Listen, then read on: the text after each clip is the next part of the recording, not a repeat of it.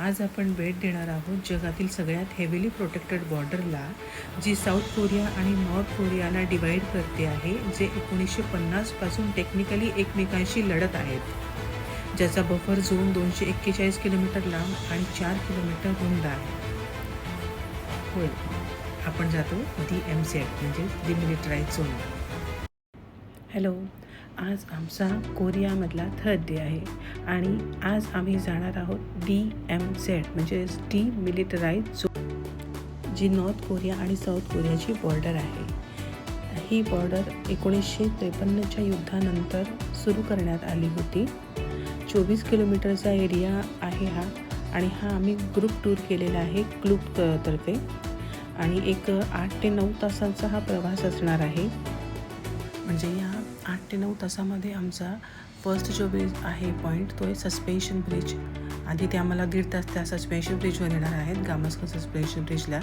त्यानंतर DMZ आणि त्यानंतर थर्ड टनल, जे नॉर्थ कोरियाने साऊथ कोरियावर कब्जा करण्यासाठी अंडरग्राऊंड जे होल खोदत गेले होते, आणि जो पॉईंट तिथे बंद करण्यात आला होता साऊथ कोरियाकडनं, तो पॉईंट आम्ही बघणार आहोत. आता वाजले सकाळचे 7:15 आणि ही आमची बस आहे आणि हा आमचा मीटिंग पॉईंट आहे.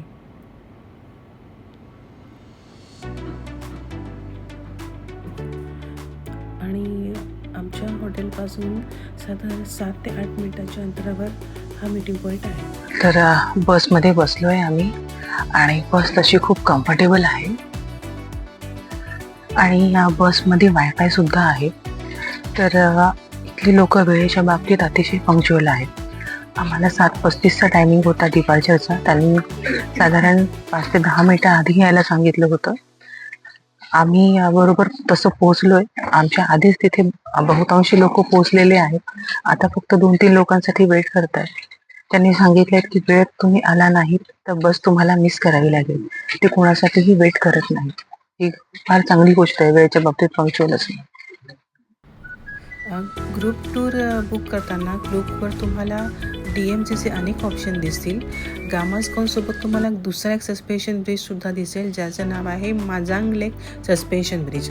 माझ्या मते हा जास्त चांगला आहे जर तुमच्यासोबत लहान मुलं आणि ज्येष्ठ नागरिक असतील तर.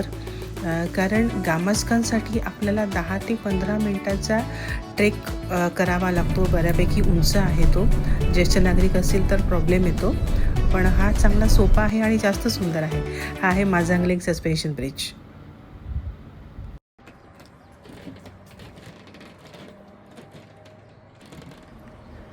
बसमध्ये बसल्यानंतर साधारण अर्ध्या तासातच आम्ही आमच्या पहिल्या स्पॉटवर आलो होतो, ज्याचं नाव होतं गामास्कन सस्पेन्शन ब्रिज.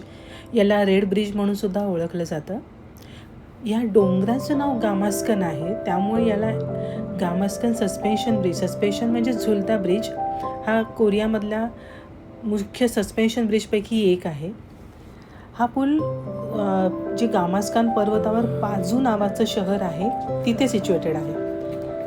हा पूल साधारण 2016 ते 2018च्या दरम्यान पर्यटकांसाठी खुला झाला होता. याला ग्लौसेस्टर हिरोज ब्रिजसुद्धा म्हटलं जातं, कारण कोरियन युद्धामध्ये जे ब्रिटिश सैनिक शौर्याने लढले होते त्यांच्या स्मरणार्थ ह्या ब्रिजला ते नाव देण्यात आलं होतं.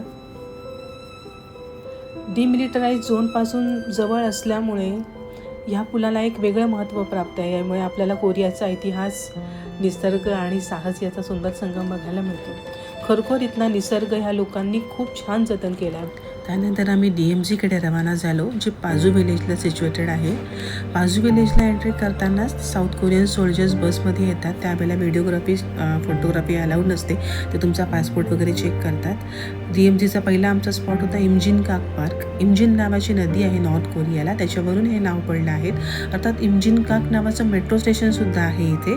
जर तुम्हाला ग्रुप टूर न करता स्वतःहून यायचं असेल तर तुम्ही इमजिनकाक नावाच्या स्टेशनवर उतरा. बाहेरच DMZ तुम्ही तुमचं एक्सप्लोर करू शकता.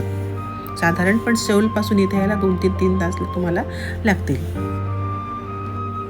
इमजिन पार्कमध्येच पुढे गेल्यानंतर या छोट्या छोट्या 12-13 वर्षांच्या कोरियन मुलींचे स्टॅच्यूज आहेत, ज्यांच्या खांद्यावर पक्षी आहे आणि त्यांच्या बाजूला एक खुर्ची रिकामी आहे. वर्ल्ड वॉर 2च्या दरम्यान जपानी सैन्याकडनं ह्या मुलींवर अनन्वित अत्याचार झाले. त्यांच्या बाजूला जी एक खुर्ची रिकामी ठेवण्यात आली आहे ती याच्यासाठी आहे की व्हिजिटर्सनी तिथे यावं, त्यांचं दुःख समजून घ्यावं. आणि बरेचसे व्हिजिटर्स त्यांच्या गळ्यामध्ये स्कार्फ बांधून जातात की आम्हीसुद्धा तुमच्या दुःखात सहभागी आहोत, त्याचं हे प्रतीक आहे. आणि खांद्यावर बक्षीला बक्षी हा शांततेचं आणि मुक्ततेचं प्रतीक आहे. हा फ्रीडम ब्रिज आहे. लगेच पुढे गेल्यानंतर इथून 100 मीटर अंतरावरच तुम्हाला नॉर्थ कोरिया दिसेल. अर्थात नॉर्थ कोरियाचा झेंडासुद्धा तुम्हाला दिसतोय बघा. अगदी 1-2 वर्षापर्यंत हा ब्रिज सुरू होता. तिथे आपल्याला त्या पुलावरून चालून थोडंसं पुढे जाऊन बघता येत होतं, पण आता हा स्लिपरी झालेला आहे, अंडर मेंटेनन्स आहे, त्यामुळे बंद आहे. इथेच हे जे इलेक्ट्रिक फेन्सिंग आहे ते इमजिन नदीच्या वर बांधलेलं आहे की जेणेकरून कोणी नदी पार करून इथे येऊ नये. हे जे ट्रेन आहे हे द लास्ट ट्रेन असं याला म्हटलं जातं. पूर्वी जेव्हा नॉर्थ कोरिया आणि साऊथ कोरिया एक होतं त्यावेळेला सौल टू प्योंगयांगपर्यंत जे शस्त्रसाठा लागायचा त्यासाठी ह्या ट्रेनचा वापर व्हायचा. पण जेव्हा नॉर्थ कोरिया वेगळं झालं आणि यांच्यामध्ये दोघांमध्ये साऊथ कोरिया आणि नॉर्थ कोरियामध्ये युद्ध छेडलं गेलं तेव्हा चायनीज सैन्याकडनं या ट्रेनवर जो हल्ला झाला होता त्याचे अवशेष आहेत. आजही हजारो गोळ्यांचे अवशेष तुम्हाला इथे या इंजिनवर बघायला मिळतील. हे जे तुम्हाला गोंडोला दिसत आहेत ना, ॲक्च्युली इथे अजून एक पॉईंट आहे CCZ म्हणजे सिव्हिलियन्स कंट्रोल झोन. हा जो एरिया आहे तुमच्या ह्याच्यात इन्क्लूड असलं पाहिजे तर होतो, आमचा नव्हता. ही जे आहे इथे तुम्ही नॉर्थ कोरियन करन्सी बाय करू शकतात. आणि नॉर्थ कोरियावरून सुटून आलेले काही जे लोक आहेत यांच्याशी सुद्धा तुम्ही बोलू शकतात. इकडच्या भाषेत त्यांना नॉर्थ कोरियन डिफेक्टर्स म्हणतात.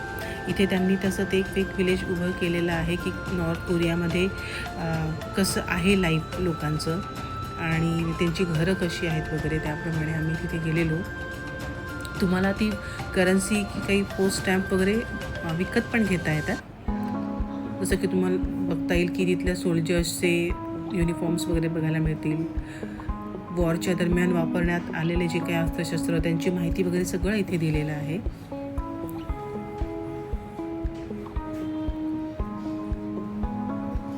साऊथ कोरियाला नॉर्थ कोरियापासून वाचवण्यासाठी ज्या ज्या देशांनी मदत केली होती त्यांचे इथे सगळं आभार मानलेले आहेत आणि त्या त्या देशांची माहिती इथे दिलेली आहे. सोल्जर्सचा युनिफॉर्म. नॉर्थ कोरियामध्ये घरं कशी आहे तर तुम्ही उजवीकडे बघतायत की ह्या तिन्ही अध्यक्षांची फोटो लावणं कंपल्सरी आहे त्या घरामध्ये. म्युझिक तिथे अलाउड नाही आहे. ह्या नॉर्थ कोरियन डिफेक्टर म्हणतात या लोकांना. नॉर्थ कोरियाहून सुटून आलेल्या स्त्री आहेत यांच्याशी आम्ही बोललो.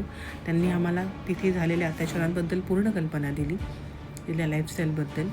त्यानंतर आमचा सगळ्यात इंटरेस्टिंग पॉईंट जो होता तो होता the third tunnel. North Korean defectors आणि गुप्तचर यंत्रणेच्या माहितीनुसार ज्या दिवशी थर्ड टनलचा शोध लागला तो दिवस होता 17 ऑक्टोबर 1978. 1970पासूनच नॉर्थ कोरियाने असे अनेक टनल्स डिमिलिटराइज झोनच्या आसपास खोदायला सुरुवात केली होती, पण थर्ड टनल त्यातला सगळ्यात मोठा टनल होता. मोजमापानुसार सांगायचं झालं तर आपल्या 25 मजली इमारतीसारखी त्याची उंची होती, ज्यानुसार दर तासाला 30,000 नॉर्थ कोरियन सैनिक आपल्या लाईट वेट शस्त्रानुसार इथे येऊन अटॅक करू शकत होते. इथे फोटोग्राफी व्हिडिओग्राफी अलाउड नाही. इथे लॉकर्स प्रोव्हाइड केले, त्यात आपलं सगळं सामान ठेवून जावं लागतं. आणि आतमध्ये जे आपल्याला हे ठसे दिसत आहेत कोल माईन हा पेंट आहे. आमची जी एरिका गाईड होती ह्या टूरवरची तिने सांगितलं की नॉर्थ कोरियाने डिनाय केलं होतं की आम्ही असं काहीही केलेलं नाही, ही कोल माईन आहे. आणि ही आहे 38 पॅरलल लाईन ज्यावर नॉर्थ कोरिया आणि साऊथ कोरिया ॲक्च्युली डिवाईड झालं होतं. 1945च्या आधी कोरिया जपानच्या आधिपत्याखाली होतं, पण वर्ल्ड वॉर 2 नंतर जेव्हा जपानचा पराभव झाला तेव्हा ह्या लाईनवर 38 पॅरलल लाईनवर हे 2 कंट्रीज नॉर्थ कोरिया आणि साऊथ कोरिया जन्माला आले. आणि इथूनच इतिहासाला एक नवीन वळण लागलं. सोव्हिएत युनियनने नॉर्थ कोरिया ताब्यात घेतलं तर युनायटेड स्टेट्सने साऊथ कोरिया. थर्ड टनलपासूनच जवळच डोरासन ऑब्झर्वेटरी आहे. याला डोरा ऑब्झर्वेटरीसुद्धा म्हणतात. इथे सुद्धा जाण्याच्या वेळी आपल्याला आपले पासपोर्ट रेडी ठेवावे लागतात, कारण इथे मिलिटरी चेकपॉईंट आहे, त्यामुळे ते सगळं चेक करूनच पाठवतात आपल्याला. इथे एका वेळेला 500 व्हिजिटर्स येऊ शकतात अशी अरेंजमेंट आहे. मात्र इथले फोटोग्राफी आणि व्हिडिओग्राफी रूल्स त्या सिच्युएशननुसार चेंज होतात. आम्ही जेव्हा गेलो त्यावेळेला अगदी वरती बॅनिक्युलर सेक्शन्स आहे, तिथे आम्हाला जाऊ दिलं नव्हतं काही कारणास्तव. व त्याच्या खाली एक कॅफेटेरिया आहे, तिथे आम्ही थांबलं आणि तिथे काही व्ह्यू बघितले. तर त्याच्यामध्ये आम्हाला केसॉंग सिटी दिसलं. अगदी लांब पूर्वी प्योंगयांगच्या आधी केसॉंग ती त्यांची राजधानी होती. आणि इथे खाली आल्यानंतर हा जो एक व्ह्यू पॉईंट आहे, इथून आम्ही एक विलेज बघितलं. त्याचं नाव होतं किजाँगडॉंग. याला प्रोपोगंडा विलेजसुद्धा म्हटलं जातं, कारण नॉर्थ कोरिया इथे येणाऱ्या टुरिस्ट जे येतात त्यांना माहिती आहे साऊथ कोरियाचे जे व्हिजिटर्स आहेत ते इकडे सगळं बघतात. तर त्यांना दाखवण्यासाठी की आमचं किती छान आणि सुरळीत पद्धतीने सगळा व्यवहार सुरू आहे हे दाखवण्यासाठी त्यांनी हे प्रोपोगंडा विलेज एक फेक शहर उभं केलेलं आहे असं या लोकांचं म्हणणं आहे. समोर जी नदी दिसते तुम्हाला ती इमजिन रिव्हर आहे. जसं आम्हाला आमची जी टूर गाईड होती एरिका, तिने आम्हाला याचा सगळा इतिहास सांगितला गेला होता नॉर्थ कोरिया आणि साऊथ कोरियाचा. तर जितकं आम्हाला कळलं ते सांगण्याचं तुम्हाला प्रयत्न करते मी. 25 जून 1950ला नॉर्थ कोरियन फोर्सने 30th पॅरेलाईन क्रॉस केली आणि एका रात्रीत त्यांनी सेऊल कॅप्चर केलं होतं. त्यानंतर ते बुसानपर्यंत पोहोचले. बुसान साऊथ कोरियामधला खूप शेवटचा अगदी टोकाचा भाग आहे. त्यानंतर साऊथ कोरियाने US ची मदत घेतली आणि नॉर्थ कोरियन सैन्याला खदेडून लावलं आणि नंतर सगळं पूर्ववत झालं. त्यानंतर आमचा लास्ट पॉईंट होता unification village. Unification village symbolise करतं reunification of North Korea and South Korea. South Korean government 1973 साली हे विलेज स्थापन केलं, जेणेकरून बॉर्डर लाईनवरून या लोकांना रोजगार उपलब्ध व्हावा. इथे साधारण फक्त 500 ते 600 लोक राहतात, ज्यांचा मुख्य व्यवसाय शेती आहे. इथे जास्त करून राईस, सोयाबीन आणि जिन्सिंगची पिकं घेतली जातात. त्याच्याशी रिलेटेडच सगळी, जसं की आपण बघतो चिक्की, काही वाईन वगैरे हे सुद्धा इथे तयार केलं जातं. प्लस इथे काही आर्टिसरीज आहेत. त्यानंतर पुन्हा काही तुम्ही सोव्हिनियर्स वगैरे सुद्धा आपण इथून विकत घेऊ शकतो. इथला तांदूळ आणि सोयाबीन अतिशय हाय क्वालिटीचं मानलं जातं. साधारण आम्ही बघितलं तर हा 400 रुपये किलोप्रमाणे होता तांदूळ, जो आपल्याला अतिशय महाग वाटतो. साधारण आपल्याकडे जसा इंद्रायणी तांदूळ असतो त्याच पद्धतीने हे लोक स्टिकी राईस म्हणतात त्याला. जसं मी बघितलं त्यानुसार सुगंधी होता, मात्र स्टिकी होता. या सगळ्यामुळे सगळे व्हिजिटर्स वगैरे येतात आणि यांना त्यापासून रोजगार मिळतो इथल्या शेतकऱ्यांना आणि रहिवाशांना. जसं मी तुम्हाला सांगितलं, तुम्ही इथं सोव्हिनियर्ससुद्धा घेऊन जाऊ शकतात. आणि इथे सगळ्यात फेमस आहे हे सोयाबीन आईस्क्रीम आणि डॅल्गोना, जिथे सगळ्या किमती वगैरे दिलेल्या होत्या. अतिशय क्रीमी टेक्स्चर होतं. आपल्याकडे जसं आपण म्हणतो ना रताळ वगैरे असतं, त्या पद्धतीचं आम्ही ते खाऊन बघितलेलं आहे. याचं सोयाबीन आईस्क्रीम त्या पद्धतीने त्याचं टेक्स्चर होतं. जसं की डाल्गोना टॉपिंग जे आहे ते तुम्हाला दिसतं आहे. 5000 वॉनला हे एवढं पॅकेट होतं. जसं मी तुम्हाला सांगितलं, आम्ही इथलं हे सोयाबीन आईस्क्रीम ट्राय केलं, लाडूने चॉकलेट आईस्क्रीम ट्राय केलं. खूप स्मूथ टेक्स्चर होतं आणि हे सगळं वेगन आईस्क्रीम्स आहेत. हा वेगळा एक्सपिरियन्स होता. आणि अशा तऱ्हेने आम्ही हॉटेलकडे रवाना झालो होतो. साधारण 3 वाजले होते आम्हाला पुन्हा म्योंगडॉंगला येईपर्यंत. त्यानंतर थोडा आराम करून आम्ही संध्याकाळी पुढचं टूर ॲट्रॅक्शन बघायला जाणार होतो. कुठल्या ते पुढे सांगते. Thank you so much. ब्लॉग आवडल्यास लाईक करा, सबस्क्राईब करा आणि शेअर करा.